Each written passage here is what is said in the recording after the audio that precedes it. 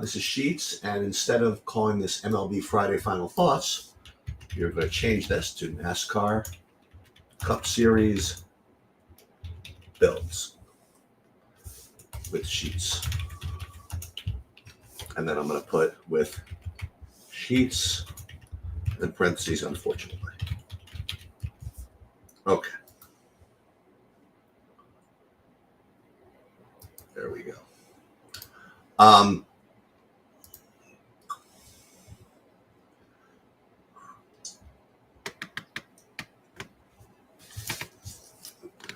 All right, so I'm going to give it a minute for people to come. I'm going to do the best that I can. I'm going to go through my projections and give whatever thoughts that I have on this on the slate, and then we're going to do some building using SaberSim. And hopefully, we get some people in here. Maybe you can, give me your opinions on where you think this ownership is going to go. Because usually, what I've been finding is that I really under-project the ownership of the top guys, and that's usually the case in a lot of sports. I try my best to adjust for that, but I still feel as though I under project the top guys, or the top plays. People usually do tend to pile on the best plays, and usually tend to pile off of the worst plays.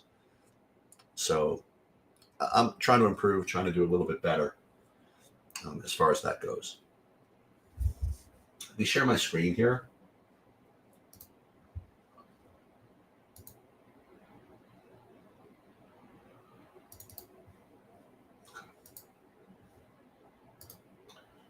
So yes, unfortunately, Brandon is out. So I am doing this on my own, and some of the better players get into the chat. Maybe we'll get some good takes in here that I can kind of feed off of as well. But let me, just start by going through some of the projections I have. I think it's sort of interesting to do. Okay. And I usually don't show all this stuff, but we're going to do it anyway.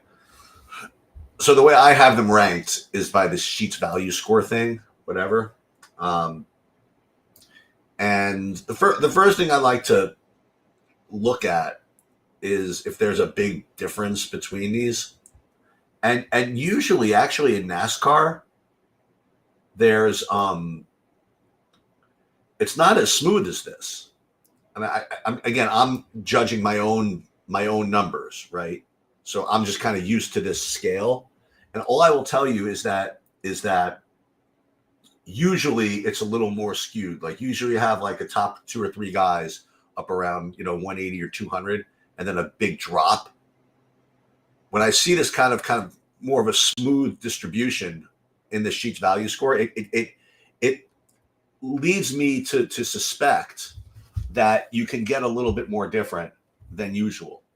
Not that you can't always try to get different, but I don't see too much of a difference between these top guys.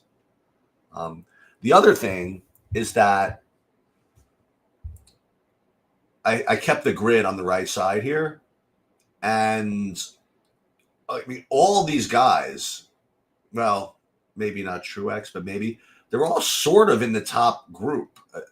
In other words, like McDowell, Blaney, Hamlin, even Logano. All these guys can lead laps, right? So Bell, Gibbs, you don't have like this big, awesome projected play all the way in the back.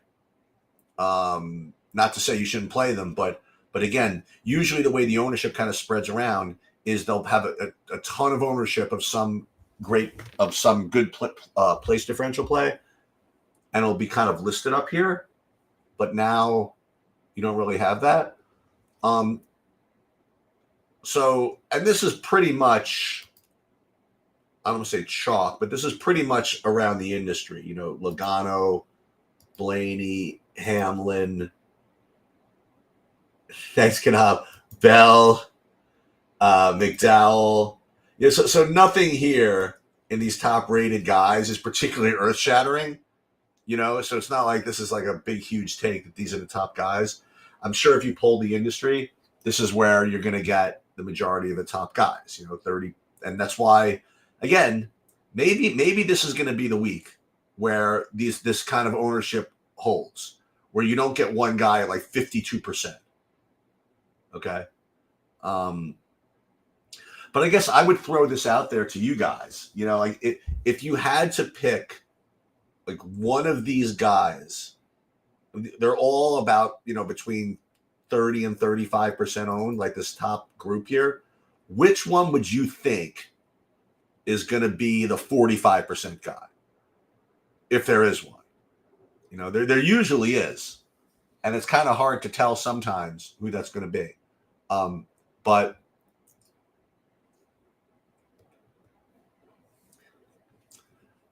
is it possible that they really steam up McDowell to 45% owned? Or is it a little more likely that they take, you think Sterling Blaney, you think he's going to be the guy? It could be, because he's near the front. He can get to the lead and he's, he's a little cheaper than Hamlin, I guess. So maybe that's where it goes. And Truex has the 19 hole, so I think all these guys are going to be played. But again, obviously the interesting one is the McDowell, because he's the one that, which of these is different than the other. I mean, he's got the pole and he's free, so you don't need to, I don't want to say you don't need to do that much, but I mean, just lead a bunch of laps and just finish relatively decently, and that should be good enough. Boy, our good friend Kyle Larson is not being played that much this week, at least as far as my projections go. But the funny thing is they always seem to get to him somehow. And then, as usual, nobody plays William Byron. I don't say nobody. I hate when people say that. So Byron, I think, is usually, and most of the sharper guys in our Discord kind of agree with that Byron is the guy that doesn't get played as much as maybe he should. So instinctively, like without even running anything, okay, Hendrick stars don't seem to have as much speed as the Fords. Okay, so let's talk about that, and let's talk about that in terms that I can understand. Again, I'm trying to give my best value added to this because I don't really know the cars per se, but let's turn that into a baseball and DFS discussion for a second. Okay, so let's say that someone said to me that Zach Wheeler has a lot of strikeout upside today, or that he's got a good splits against this other team or whatever. Whenever I hear that, I always try to think of is how much is that statement already built in to the combination of the projection and the ownership. And that's always the question you ask when you're in the stock market. When somebody either pitches you a stock or discusses a stock with you, or you want to invest in a stock, and you start talking about its prospects, you always have to think about what of that is already factored in, or what of that is everybody know already. Unfortunately, yeah, I should put up on the top of this that Brandon is not here. Brandon is out for the weekend. He's at some convention. Is it a hackers convention? I'm not sure what it is, but it's something. I didn't really get into it, so I apologize, Monica. It's just me, and we're gonna do some builds and kind of talk about some different stuff, maybe. So when you say the Hendricks cars don't seem to have as much speed as the Fords, so without me showing how terrible I am and not even knowing which the Fords are, just think about this question: is that comment something that's already permeating throughout the industry? You know what I mean? Like, is the industry already projecting that Fords are going to be doing really, really well? And is that either already into the projections, and or is it who is it? And or is it already built in? So I don't know. So those are nice things to say to build your projections, right? Those are nice things to say to figure out which cars are the best. But when you're talking about DFS, we're looking at this projection set that is based on essentially all that data. So think, just think, you should always think about that when you're trying to analyze and trying to give value added. Is what about what you're saying is different than what's already built in. Okay, so interesting. So Sterling is saying that Hocevar the fastest single lap for the Chevys, and Bowman are the best average speed for practice. Kyle Busch is the 5 Snow 11. Okay. So Kyle Busch, it's kind of interesting, weird to see him like so cheap, right? 8,800, and he's in the 10 hole. When I say the 10 hole, I don't even know if they call it that in auto racing. That's a horse racing term. But he's in the 10 hole. He's going to be lower owned than a lot of these guys. So you're saying that Bowman and Hocevar might have, good cars, right? Okay. Hocevar is only 5,900, so that would be nice, if that were, that were good, because he's 15% owned. That's low. He's in that kind of like weird sweet spot, like a 20 grid, where he's not really looked at as a great, place differential play, and he's certainly not going to be favored to lead laps in any way, of any kind. So he might kind of get left off of the map. And Bowman, again, I kind of like these guys in that for GPPs in that dead range as far as the grid. Guys that you can't really see how they're going to get big place differential, and you can't really see how they're going to lead laps, because they're just going to be low owned. Now, again, they're going to be low owned for a reason, because they are unlikely to lead laps, and they're unlikely to get big place differential. But when you try to win that big one, I think this is the kind of range that you want to hope you get to. Now, I did mention that there weren't that many place differential plays, but you do see that Chris Buescher is probably between Buescher and, I guess, to some extent, Truex are kind of the standouts there. And then you have Josh Berry, who's a little lower owned from the 29. Todd Gilliland, he's interesting. He's all the way from the 35, and he's only 20% owned or so.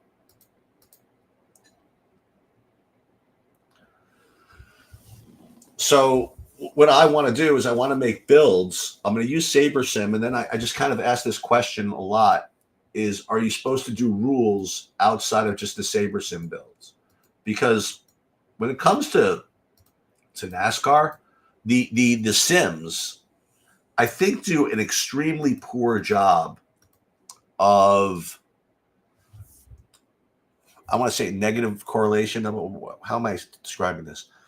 I think the Sims do a really poor job of considering that only a couple of people can get a certain spot. In other words, there can only be one person leading a lap at any one time, right? There can only be one person in first place at any one time, right? And there can only be one person that gets a fastest lap at any one time, right? So you have people fighting for those points. And I think that the Sims do kind of a poor job of accounting for that. Like, let's just say that you have 3 expensive, high-owned guys who are the 1, 2, and the 3. Like, part of their projection is based on the fact they're going to lead laps, but each lap that one person leads, the other one just cannot. So I think that making groups in NASCAR actually makes a lot of sense. And it's something I don't like to do in most sports. So the first thing I think about is where are these projections coming from? Like why is McDowell, for example, getting this kind of decent projection? Well, because he's expected. Well, number one, he's cheap, and number two, he's expected to lead some laps. He's got the post. He's got the pole, right? So, and in addition to that, I think like Blaney, part of his win condition is leading laps, right? So Blaney and McDowell, for example, are going to be to some degree fighting for the same points, as will Hamlin, right?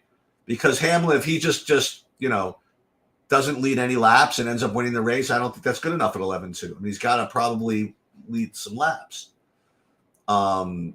So I think that it's not the worst idea in the world to do something like, max 2 at least of Hamlin, Blaney, McDowell, or maybe max 1 Hamlin, Blaney, McDowell. Now, again, you could see variations where McDowell leads a bunch of laps and then one of those guys takes over, and that works. So maybe that's a little too greedy or too restrictive. Maybe you should just do max 2 of Hamlin, Blaney, and McDowell. And then, like, if you were going to play Truex, right? You have Truex and Buescher, right? They're sort of, yeah. So let's compare these guys here. So let's not compare Truex to Hamlin for a second, okay? Let's compare Truex to Logano to Buescher, because I guess specifically Truex and Logano, they're battling for both position points, some place differential, and some laps led. Like if Truex can lead laps from the 19, I mean that's just insane, right? That's going to be probably a really good score. And Buescher, obviously, if he can get there and lead laps also from the 26, that's really good. But I don't think you need to make a rule like Logano Truex, for example, because I think that they can both get there together.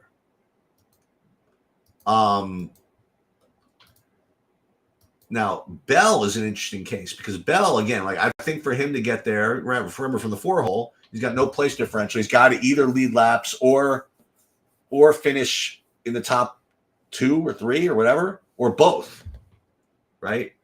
At 10K. So I think you could actually make this rule. Oh, hey, what's going on, man? Thank you, Brandon. Your projections are up there, and you're oh, that's where you are at esports? Okay, nice. So I think that if you wanted to make a rule with Bell, okay, let's go Blaney, Hamlin, McDowell, Bell. We could go max 2 because they're all in the 1, 3, 4, 6. You know what I mean? Like they're all kind of fighting to some degree for laps led.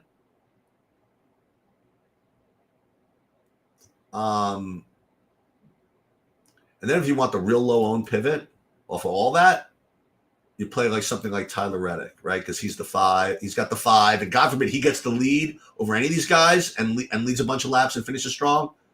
He's going to get there at low ownership. So there's Byron, Reddick. I think these are the guys that I would love to get to if I could, like Reddick, Byron, and then we'll make a rule with McDowell, Blaney, Hamlin, and Bell. Is that fair? Okay, let's try it. And I'm going to keep the chat open to deal with this. So let's first do that. So we're in SaberSim, and normally what I would just do is just build lineups and run the sims or whatever. Actually, let's do it. Let's do that. Let's first just build the lineups as is, and then we'll make the rule afterwards, and I'll see the difference. Okay, so we'll build 1,300 lineups, which is obviously more than enough, and we'll see what we get.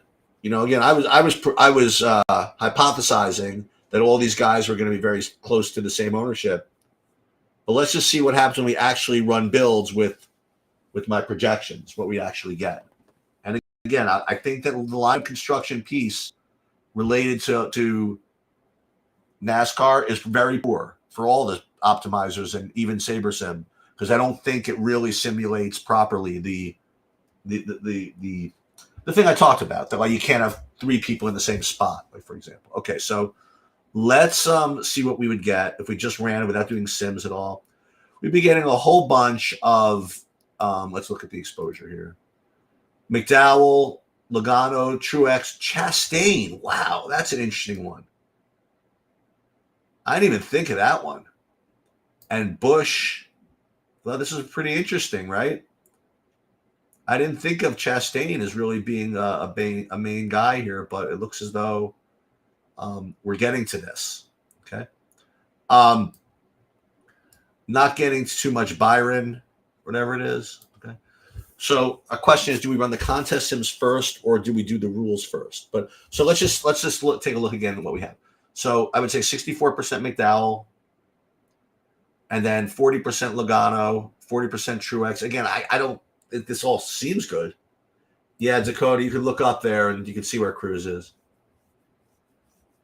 He's out. He's at an esports convention. I should put this up on the board.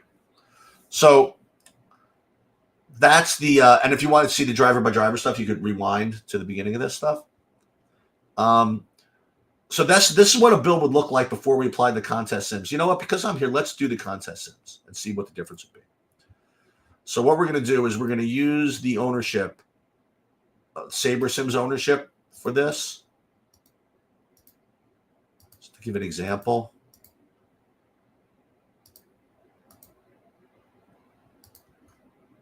And we'll run the contest to see the difference. And what I kind of like to do is to remember this. Like you have the McDowell, Logano, and then we'll see how it's different when we run the sims. Okay, so when we run the sims and we consider ownership, you even get more McDowell. You like 82% McDowell, and then it's the same guys, really. A little more Josh Berry, a little more Suarez. So that's something interesting. Now, one thing you can do, maybe we'll come back to this, is do funny stuff like with min uniques, things like that. But let's do something else. Let's do that that group that I talked about. Let's build a group with SaberSim. We'll hit add new rule. We're gonna go group, and we'll find these guys. So who did we say? So McDowell, Blaney, Hamlin, Bell. We're gonna go no more than 2. And we're going to call this leaders. We're going to call them dominoes. Let's call them leaders. So do max 2 of those. And I'm not going to do minimum exposures or anything like that, but we're going to do that after the fact. So let's rebuild with that rule and see what it looks like. See what's different. I think that's an improvement. You know what I mean? Like, the only thing that bothers me is including McDowell in the rule, because I think McDowell can get there, but I don't think he can get there with 3. So I think it's still good. I think that what's going to end up happening, though, is that you'll end up getting just all the McDowell, and like those other 3 guys are going to be kind of artificially unowned. But I think that's all right. I think that's actually okay. But I want to make sure that one of them is not that much more exposed than the other. Like, okay, so here, it's actually not bad. So, yeah, you don't get too much of any of them. You get like Hamlin 30%, which is fine. Bell 28. Ooh, you're getting 20% of the Reddick, which is good. But who's the guy that got left off? Bell, right? I presume. I didn't think so. No, Blaney. Wow, Blaney's the one that got kind of left off. He's only 14%. I kind of like that. And if I want, I can get up to the field on him. But let's just see. Let's run contest sims.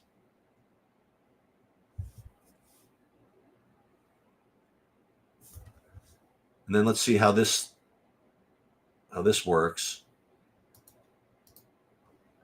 Let's see what that does. So you still get like all kinds of McDowell here. Hamlin, Bell is fine. And again, Blaney gets kind of left in the dust a little bit. Okay. So this is quite a big stand I would get on McDowell. But I think that's okay. But the one thing I would then do is try to change this min uniques business. What that does is it just kind of diversifies your lineups a little bit.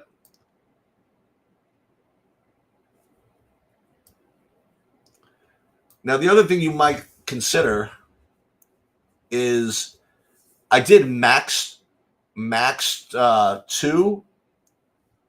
I think I might want to almost do min 2 also. Maybe I should do exactly 2. The only way that doesn't work is if somebody aside from those guys lead a lot of laps. So who do we think is really going to lead laps besides McDowell, Hamlin, Bell, and Blaney? I guess Reddick, right? I guess Reddick's got a shot.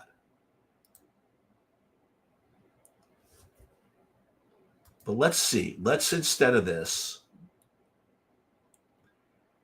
let's use exactly 2 of these guys. McDowell, Blaney.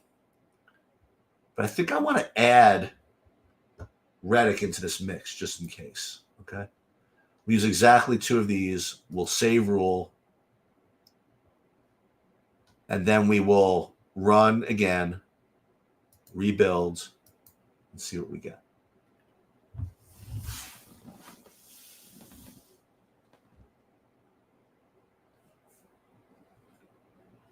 I mean, these are again, these are decisions that you can make based on how you think the race is going to go. I think exactly 2 of those makes some sense. And again, this is why I use Sabres and run the Sims. As long as they are within that main pool of lineups that I'm playing, then I'm chilled with it. That's why I don't build like 5,000 lineups, because then it'll give me it'll give me like the 4,000th lineup maybe. Okay. Okay, so we will do this. We will run the Sims again. And listen, I'm getting 14% Reddick. Is that enough for what I want to do here? Yeah, I think so. Let's see. Now I'm getting like 98% McDowell. This is rough, right? This is rough. Now, again, what you could do is you could manually, chop that up a little bit, right? It's certainly not going to kill you to do that.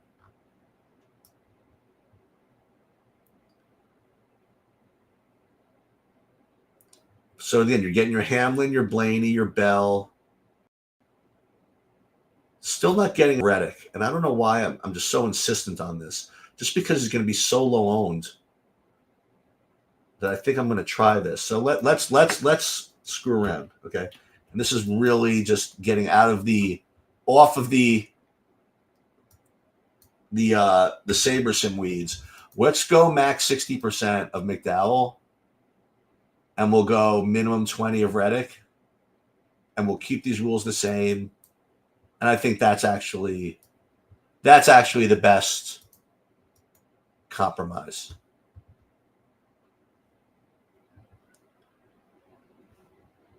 And the only other guy that I thought about, look at me with like 0% Larson, like a dog.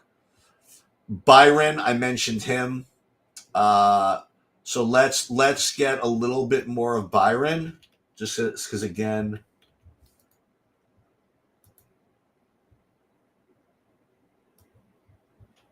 And it's so funny, like with I just play NASCAR just so much different than the other sports.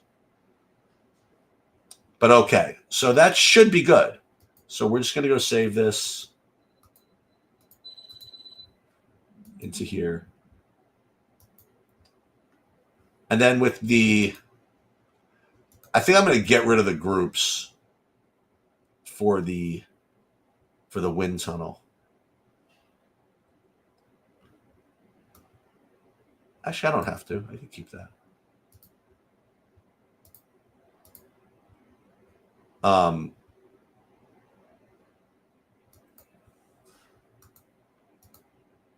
do single entry the same thing. We'll do this the same thing. We'll just roll with that.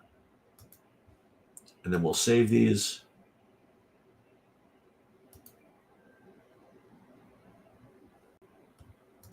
And then save our lineups. Okay, so now they're saved. Now we want to screw around a little bit more. So let's go back. We have our rules in that we like. We have some lineups that we like. But let's say we really want to try to get unique here, you know, because listen, let's face it, like these are all kind of high-owned guys. What are ways that you can try to get unique? In other words, let's say you try to want to win the 100,000 all by yourself. You're worried about dupes and things like that. There are two ways to do that. Two really good ways to do that, right? One is by not making any changes to your player pool, really, or your ownership of each individual driver, but leave money on the table. So you could have 25% owned guys, but you know, when you have them all together, that combination of 6 is not going to be that popular because you're going to leave money on the table. The only issue with that is you don't know exactly how much to leave on the table. I mean, you could have some instinct or whatever, but let me try something. I'm going to try a technique that works really well for MMA, and try to apply that to NASCAR. Let's see what that looks like. Well, let me pull this up. Okay, so what I want to look at is chalky guys that are less expensive than other guys who have higher fantasy point projections. Okay, so this is kind of hard to explain, but let's say you have Logano. He's going to be really popular, right? Fair enough. He's 33% owned. All right. So he has 45 fantasy point projection,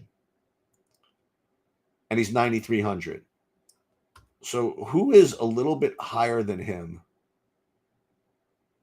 maybe, that has a higher raw point projection? Like who has more fantasy points than Joey Logano? So only 3 guys.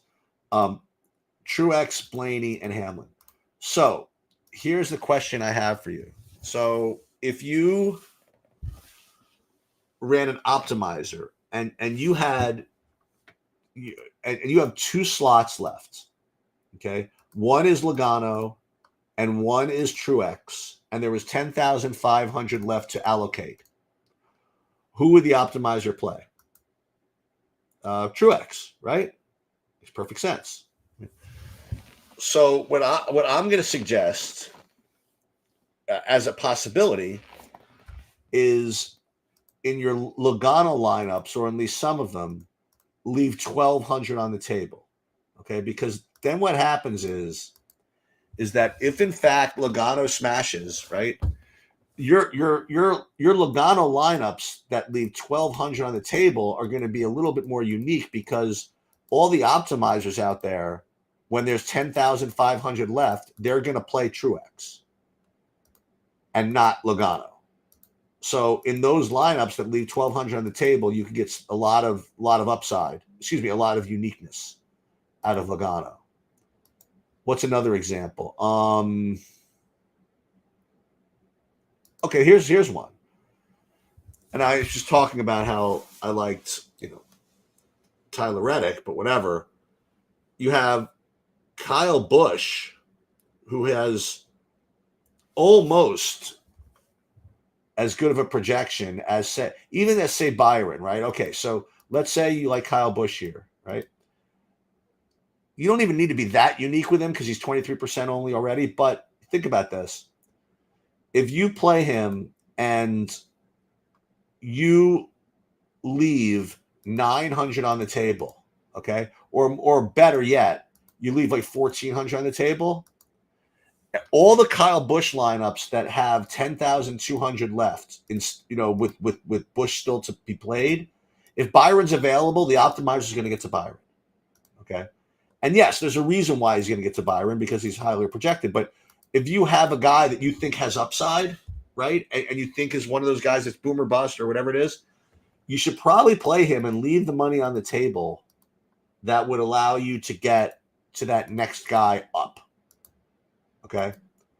So if I were going to, again, just make some number to leave on the table for some unique lineups, I would say that because Logano is, so chalky, that I would leave 1,200 on the table in the name of being unique.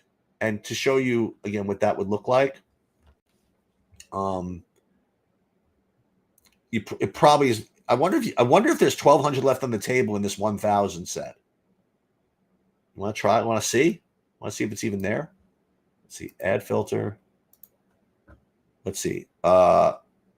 Salary less than what's that? 48,800? 48,900. Let's see. Are there 50 in there?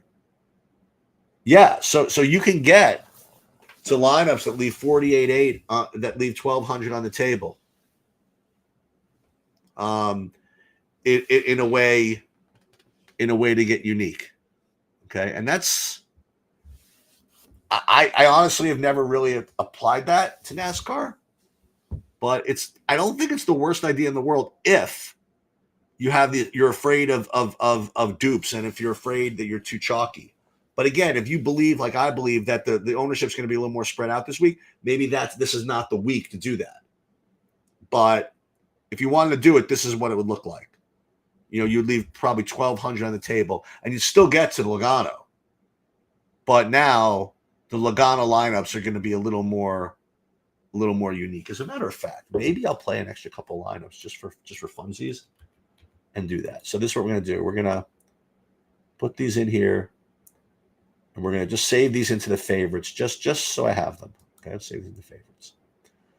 All right. What's another way that you can get unique? The other way you can get unique is to literally force low ownership, and the way you do that is geo-mean filtering. Again, for those of you that see me do other sports, this is familiar to you. For those of you who are just used to the cruises stuff, this is going to be a little foreign, but just to show you, like if you use SaberSim and you want to get a little bit unique and you want to force in low ownership, what you do is the following.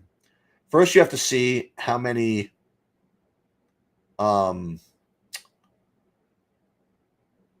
first of all, I screwed that one up. First of all, you have to see how many people are in the tournament, how many entries in the tournament you're dealing with. And that would be, let's say the engineer, 27,450.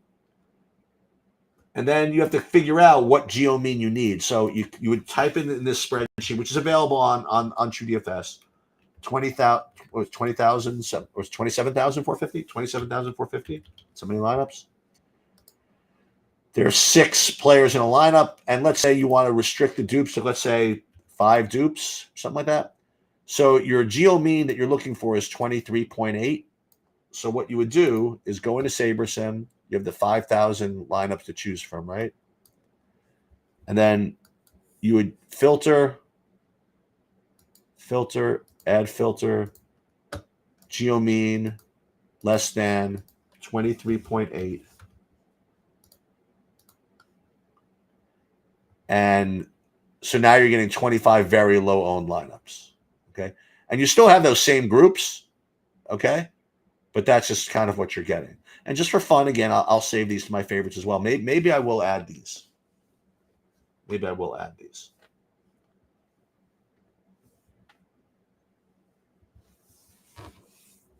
Maybe I'll add these to my list. Probably not. Again, I don't think you need to do that this time, but I don't know, maybe. Interesting. Am I going to do this? I might do it, actually. I might play more lineups and do this. Let me just see. How many lineups are in this? So there are 50. I'm going to save these to an Excel spreadsheet just so I have them. Hold on. Let's see. We're going to call this uniques.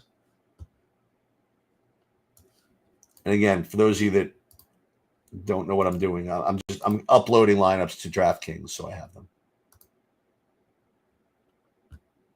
we call these uniques.